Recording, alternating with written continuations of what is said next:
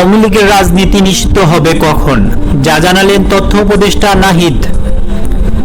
তথ্য উপদেষ্টা নাহিদ ইসলাম ঠিকানায় খালেদ মহিউদ্দিন ইউটিউব চ্যানেলের টক শোতে আওয়ামী লীগের রাজনীতি নিষিদ্ধ হওয়ার বিষয়ে মন্তব্য করেছেন। তিনি বলেছেন, আওয়ামী লীগ ফ্যাসিজমের সঙ্গে জড়িত, গণহত্যার সঙ্গে জড়িত এবং তার বিচার প্রক্রিয়া চলছে।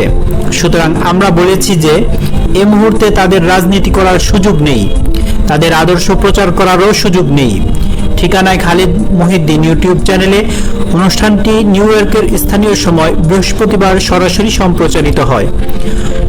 প্লিজ আমাদের দেখুন নিউজ চ্যানেলটি সাবস্ক্রাইব করুন, ভিডিওটিতে লাইক, কমেন্ট এবং শেয়ার করুন। অনুষ্ঠানটিতে অতিথি হিসেবে আরও যুক্ত ছিলেন বিএনপির যুগ্ম মহাসচিব শহীদউদ্দিন চৌধুরী অ্যানি।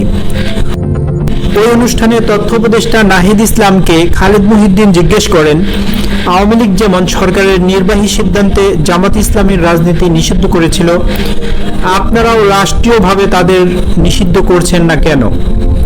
জবাবে নাহিদ ইসলাম জানান, আমরা সরকারের জায়গা থেকে এককভাবে সিদ্ধান্ত নিতে চাই না। আমরা যে কোনো সিদ্ধান্তের ক্ষেত্রে রাজনৈতিক ঐকমত্যকে সবচেয়ে বেশি গুরুত্ব দিচ্ছি। ফলে অন্যান্য দলগুলোরও এ বিষয়ে মতামত দেওয়ার প্রয়োজন আছে। সার্বিকভাবে আমরা রাজনৈতিক ঐকমত্য হলেই এ বিষয়ে সিদ্ধান্ত নিতে পারি।